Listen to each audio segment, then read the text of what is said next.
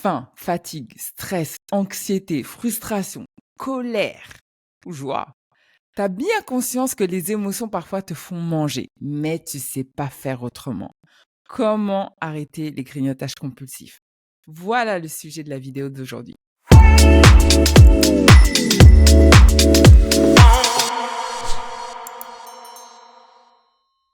Bonjour et bienvenue pour cette nouvelle vidéo. Je suis ravie de vous retrouver aujourd'hui pour cette vidéo spéciale grignotage. Mais tout d'abord, laisse-moi me présenter. Je suis Patricia Klopkar, je suis diététicienne nutritionniste spécialiste du mindset de la perte de poids.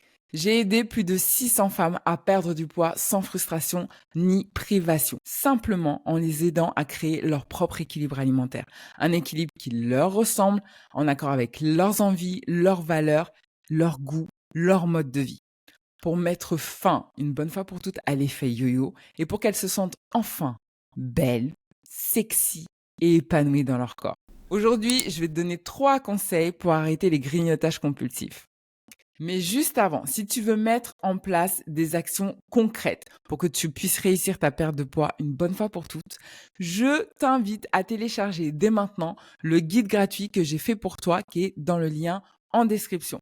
À l'intérieur, tu vas avoir les 3 étapes indispensables pour réussir ta perte de poids sereinement et durablement. Ça va être des actions concrètes que tu vas pouvoir mettre en place dès maintenant pour amorcer ta perte de poids et te garantir le succès. Allez, on est entre nous. Vas-y, avoue. Quand tu rentres chez toi le soir et que tu as passé une journée de travail de fou, entre les merdes, j'allais dire de Pierre-Paul Jacques, désolé pour le gros mot, les emails de Janine et les réclamations de Philippe, tu rentres chez toi, t'es juste KO. Et la première chose que tu fais, c'est que tu vas ouvrir ton frigo. Tu regardes si sur la table, il n'y a pas un petit morceau de pain qui traîne et tu regardes dans le frigo s'il n'y a pas un petit bout de fromage ou un petit bout de charcuterie qui serait là par hasard à t'attendre. Ou sinon, tu rentres, tu ouvres les placards et tu regardes s'il n'y a pas un petit crackers qui traîne, une petite chips. Avoue. Si tu fais partie de la team sucrée, tu rentres et tu prends un morceau de chocolat. Avoue. Mais la réalité, mesdames, c'est que tout le monde fonctionne comme ça. Les grignotages sont humains. C'est humain que des fois, tu as envie de manger alors que tu n'as pas faim. Que tu aies envie de manger parce que tu as juste envie de te faire un petit kiff, d'avoir un petit réconfort. C'est juste humain. Alors tu vas me dire, oui, c'est humain, c'est sympa, mais moi j'ai envie de m'en débarrasser. Ce que je peux comprendre. Parce que là où il est le souci, c'est quand ces petites envies se répètent encore et encore et encore, et que finalement, elles sont en train de bousiller les efforts que tu es en train de faire. Toi, tu essayes de reprendre en main ton alimentation, tu veux perdre du poids, mais tu as ces habitudes qui viennent tout bousiller. Et ça te rend dingue. Normal. Et par-dessus tout, si encore tu mangeais et qu'après tu passais à autre chose, c'était OK. Mais parfois, tu l'entends, cette petite voix. Cette petite voix de la culpabilité. Cette petite voix qui te dit que tu ne devrais pas faire ça. Cette petite voix qui dit que c'est mal, que ça va te faire grossir, que c'est pas bon pour toi, que t'es une mauvaise fille, que t'arriveras à rien. Tu sais, ces petites voix de l'auto-sabotage là, tu vois, qui viennent de remettre une couche. Et finalement, les chips qui étaient censés te faire kiffer, ben, tu commences à les avoir en travers de la gorge. Le chocolat qui était censé te faire kiffer, tu commences à être écœuré. Aujourd'hui, je vais te donner 3 étapes pour sortir de ça. Pour juste pouvoir manger un paquet de chips sans culpabiliser. Pour pouvoir manger ton chocolat sans culpabiliser. Et sans que ça n'ait de conséquences sur tes objectifs de perte de poids. Parce que le problème, c'est pas le chocolat. Le problème, c'est pas les chips, c'est pas les crackers. Le problème, ça va être la relation qu'il y a autour de ça. Le problème, ça va être ta gestion des émotions. Pourquoi tu réponds avec la nourriture? C'est ça qu'il va falloir identifier. Là, je vais te donner les 3 étapes pour sortir de ce cercle vicieux. Première étape, et je pense que c'est l'une des plus importantes, fais preuve de bienveillance envers toi-même. Arrête de te tirer dans les pattes. Arrête de te dire à quel point tu n'as pas de volonté, tu n'as pas, t'es nul. Tu vois, tous ces trucs, toutes ces phrases pourries qui te sabotent, qui te sabotent ton moral, qui te sabotent tes actions. Arrête et fais preuve de bienveillance. T'es une humaine. T'es humaine. Donc ouais, des fois tu vas craquer. Ouais, des fois tu vas manger des trucs qu'il faut pas. Parce que ça fait partie de ton humanité. C'est tout.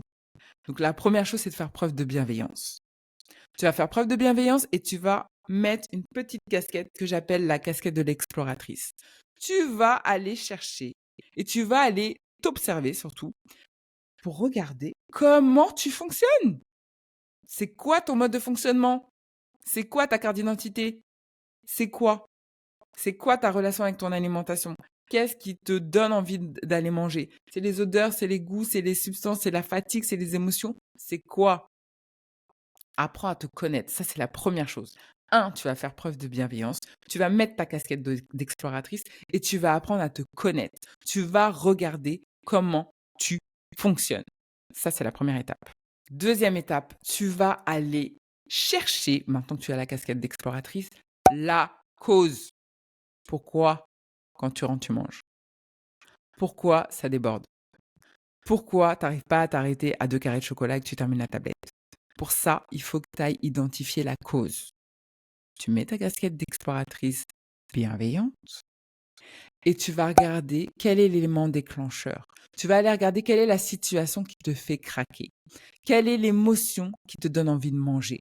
Quelle est la pensée qui nourrit ton émotion et l'envie de manger? C'est ça que tu vas aller regarder. Tu vas aller identifier la cause parce qu'il y a toujours une cause. L'idée, c'est pas de savoir si la cause est bonne ou la cause est mauvaise, hein. C'est pas ça qu'on a besoin de savoir. C'est de trouver la cause. Parce que si tu as la cause, tu peux trouver la solution. La troisième étape, c'est que tu vas adapter tes repas en fonction de tes signaux internes. Adapter tes repas, ça ne veut pas dire te punir. Adapter tes repas, ça ne veut pas dire compenser ce que tu as mangé.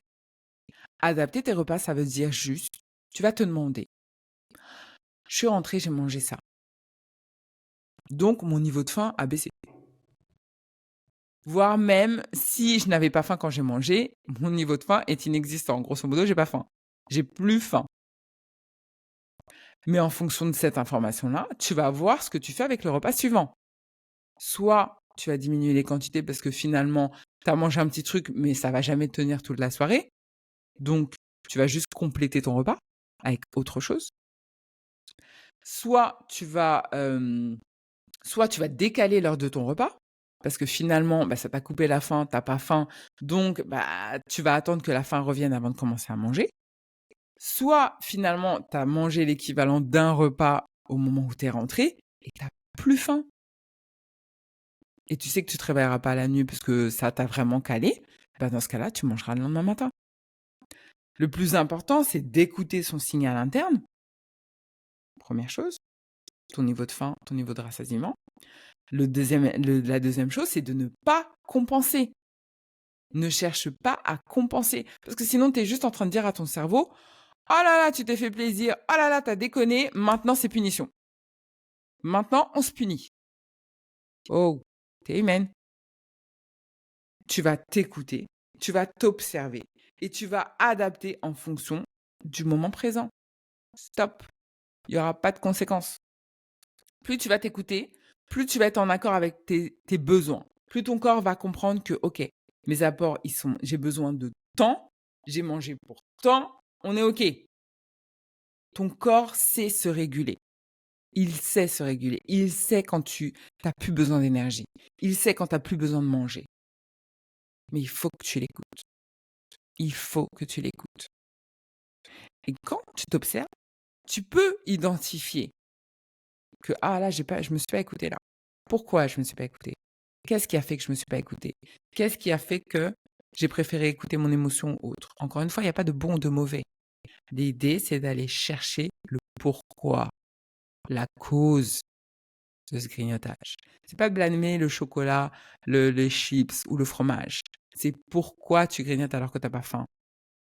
Pourquoi tu as cette sensation de perte de contrôle? Pourquoi tu as cette culpabilité quand tu manges? C'est ça qu'il faut aller identifier. Une fois que tu l'as identifié, c'est sur ça qu'il faut aller travailler, pas le chocolat. Moi, je mange du chocolat. Bon, je suis plutôt sucrée que salée, donc je suis pas trop chips, tu vois, c'est pas trop mon truc. Ou si je mange des chips, il faut qu'elles soient nature, pas aromatisées. Salées, oui, mais pas aromatisées, tu vois. Donc je suis plutôt sucrée. Bah oui, ça m'arrive de grignoter. Des fois, je suis sur des cacahuètes, des fois, je vais être sur du chocolat, des fois, je vais piocher dans le plat que je suis en train de préparer. Et c'est OK. Est-ce que ça a une influence sur mon poids? Non, parce que j'ai su créer mon équilibre. J'ai su créer un équilibre qui me ressemble. Je sais m'écouter. Je sais quand j'ai été trop loin, quand j'ai mangé alors que je savais que c'était ouf. Mais je sais aussi quand j'ai pas envie, j'ai pas envie. Et la clé, elle réside là-dedans, ta capacité à créer ton propre équilibre, ta capacité à jouer avec tes propres règles. Donc si cette vidéo t'a plu, surtout mets-moi un petit like parce que non seulement ça m'encourage, mais aussi ça encourage l'algorithme à faire monter ma vidéo pour que de plus en plus de femmes voient ce type de vidéo. Parce qu'il me tient vraiment à cœur de diffuser ce message, qu'on sorte de la culpabilité de se faire plaisir, qu'on sorte de la culture du régime, de cette culture de je dois pas manger ci, je dois pas manger ça pour perdre du poids. Perdre du poids ne veut pas dire être dans la souffrance. Tu n'as pas besoin d'être dans la souffrance pour perdre du poids. Ce qu'il faut, c'est que tu te reconnectes à toi. C'est ça le plus important. Donc, mets-moi un pouce bleu. Je sais pas s'il est bleu, mais mets-moi un pouce si tu as aimé la vidéo. Abonne-toi parce qu'on va se retrouver chaque semaine sur YouTube pour une nouvelle vidéo, de nouveaux conseils et tout ça. Et bien sûr, si tu as envie de discuter avec moi de ce sujet, n'hésite pas à le faire directement en commentaire. Je te laisse là, je t'embrasse et je te dis à très vite. Bye bye.